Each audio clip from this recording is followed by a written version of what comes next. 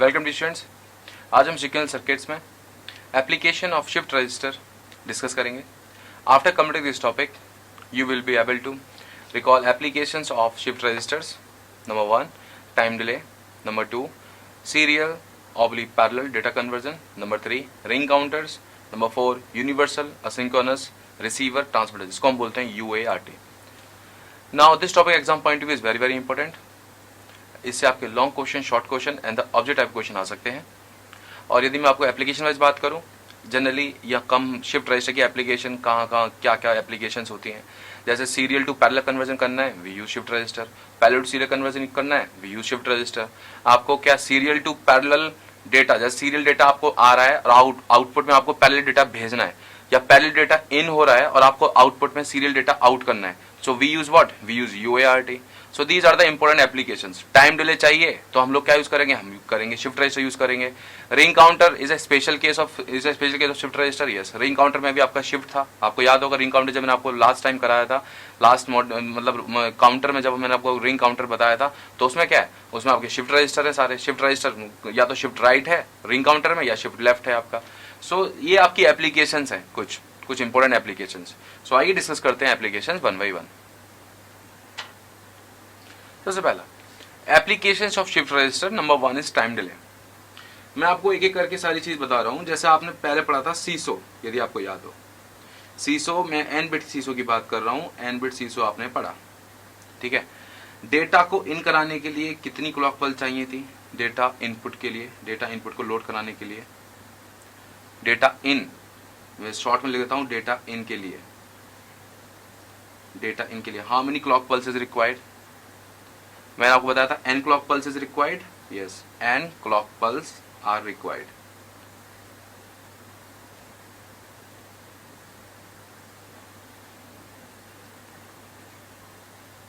Next, data out कराने के लिए कितना चाहिए होता है, डेटा आउटपुट के लिए, डेटा आउट कराने के लिए कितनी पल्स चाहिए होता है सीसो। डेटा आउट के लिए आपको चाहिए होता है n-1 क्लॉक पल्स।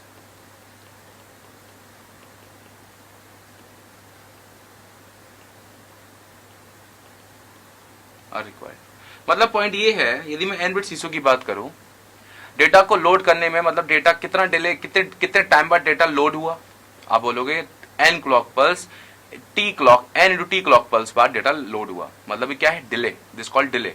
तो इसका टाइम में कितना डिले हुआ, this a time delay how much, this a n t clock pulse. यदि 4 बिट का है मान लीजिए SISO, 4 t clock pulse, 5 bit का है 5 t clock pulse and so on. यदि मैं टोटल बात करूं, total data transferring in and transferring out में कितनी क्लॉक पल्स लगी एन बिट में, तो आप बोलोगे n plus n-1, 2n-1 clock pulse are required.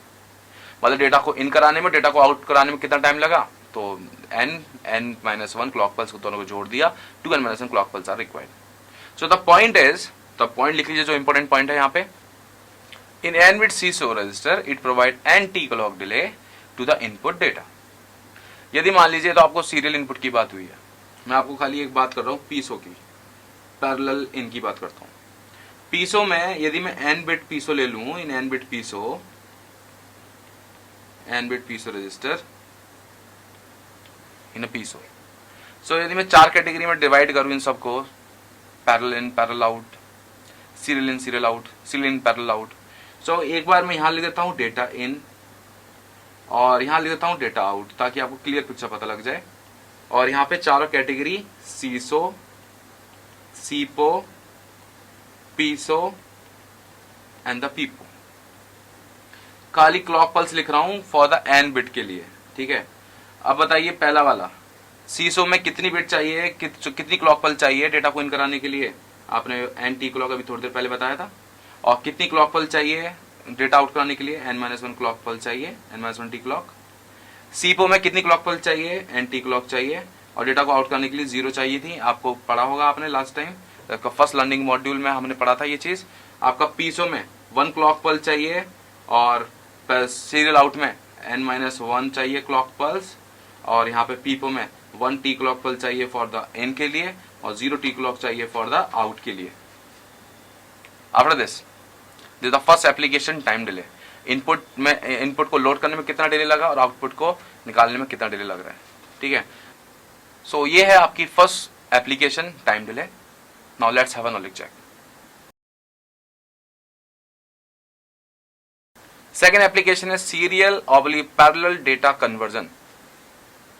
मैं खाली दो डिस्कशन कर रहा हूं, एक है आपका सीपो और एक है आपका पीसो। आपको मैंने दो चीज बताई थी सीपो पीसो में, यदि आपको याद हो वहां पे, और मैंने आपको बोला था ये जहां कहीं ये चाहिए होता तो हम यूज करेंगे सीपो, जहां ये चाहिए होता वहां यूज करेंगे पीसो। सीरियल इन पैरेलल आउट मतलब इनपुट सीरियली इन हो रहा है और आउटपुट पैरेलली आउट हो रहा है। सो मैंने आपको बोला था temporal code and the temporal code किस डोमेन में होते हैं, temporal code are in serial domain and the spatial code are in what, spatial code आपके पैरेलल डोमेन में होते हैं। सो मैंने आपको सीपो को एक बात बताया था, सीपो इज वहां यूज करा जाता है जहां टेम्पोरियल कोड को कन्वर्ट करा जाए, temporal code to spatial code. SIPO is used where conversion of temporal code to spatial code.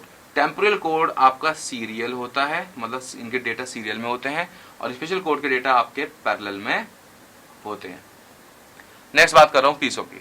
In the पीसो में होता है उल्टा, आपका स्पेशल कोड का कन्वर्जन होता है स्पेशल कोड टू आपका टेम्पोरियल कोड में। स्पेशल कोड आपका पैरेलल में होता है और आपका टेम्पोरियल कोड ये कहां पे होता है, this in the form of serial में, ये आपका सीरियल में होता है। आपको सीपो पता लग गया, आपको पीसो ही पता लग गया। मतलब इसमें जब कन्वर्जन की बात आ रही है सीरियल टू पैरेलल कन्वर्जन करना है, we use SIPO, serial parallel out shift register. जब आपको पैरेलल टू सीरियल कन्वर्जन करना है, we use what, we use PISO, spatial code to temporal code conversion. Clear है? अब चलते हैं नेक्स्ट एप्लीकेशन पे, उससे पहले let's have a knowledge check. Application number 3 है आपका ring counters.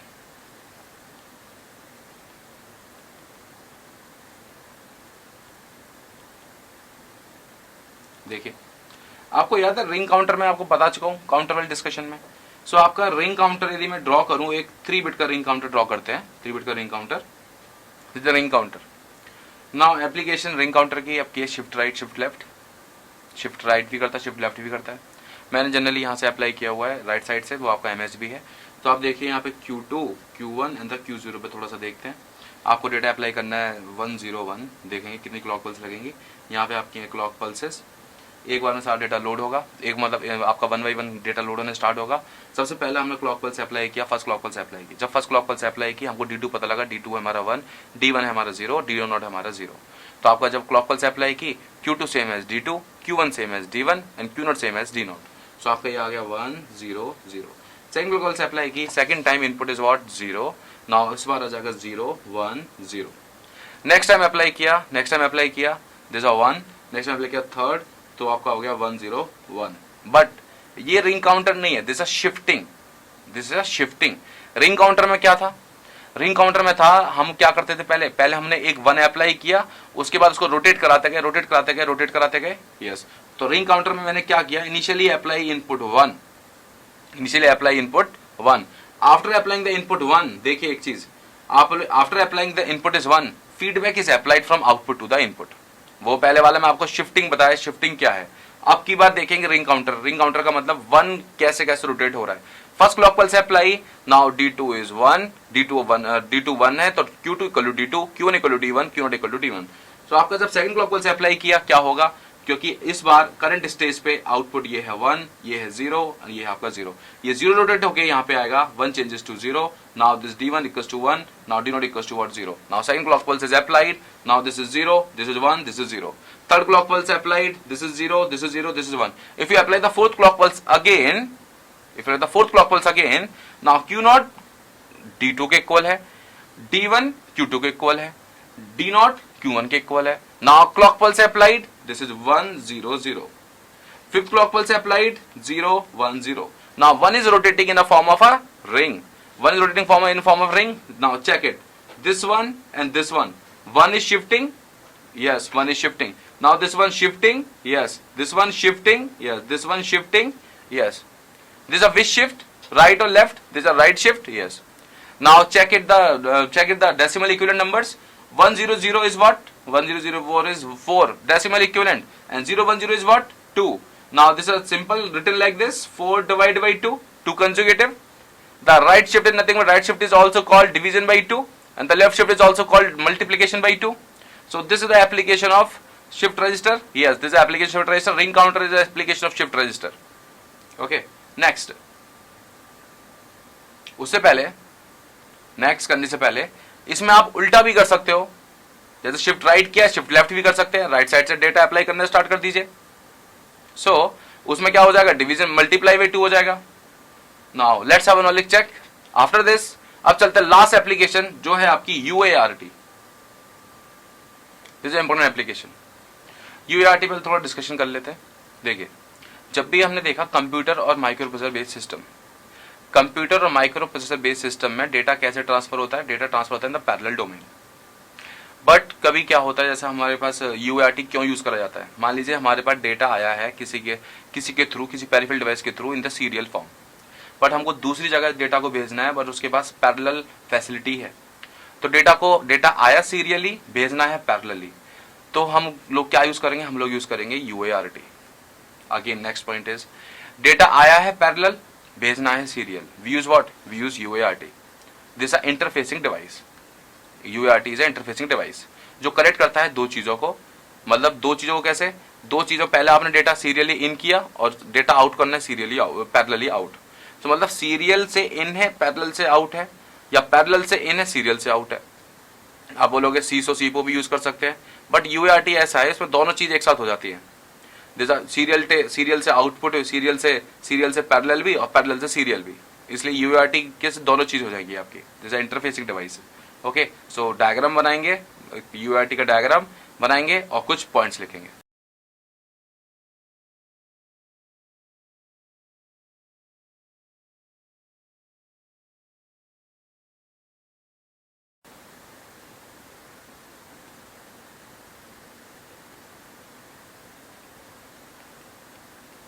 So these are the diagram, or these are the important points. Computer microprocessor based system often send and receive data in a parallel format. UART is specially designed is an integrated circuit that contains all the registers and synchronized circuitry to receive data. Receive data करेगा serial form में और convert करेगा, transmit करेगा parallel form में, या उसका उल्टा भी हो सकता है जो मैंने आपको बताया था. ये आपका एक डायग्राम है UART का, सीधा diagram. In this diagram, left hand side peripheral devices, any computer, and the right hand side is a microprocessor system. ठीक है. अब क्या है आपका UART इंटरफेसिंग डिवाइस की तरह काम कर रहा है. यहाँ पे आपका सीरियल डेटा ट्रांसफर करा, या उल्टा भी हो सकता है. ठीक है, आपका सीरियल डेटा आया UART में और इसने UART ने सेंड किया डेटा को किस इन माइक्रोप्रोसेसर बेस्ड सिस्टम में. इसका उल्टा भी हो सकता है, मतलब डेटा आया पैरेलल में, यहाँ से डेटा आया पैरेलल में माइक्रोप्रोसेसर के साथ, माइक्रोप्रोसेसर सिस्टम से, और हमने सेंड किया serially in the peripheral devices.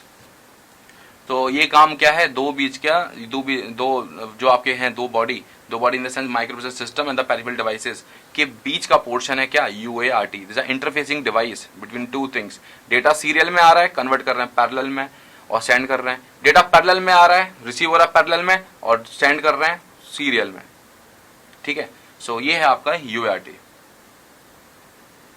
So students, आपका learning outcome, recall application shift registers, time delay, serial oblique parallel data conversion, ring counter, universal asynchronous receiver transmitter, UART achieve हो चुका है.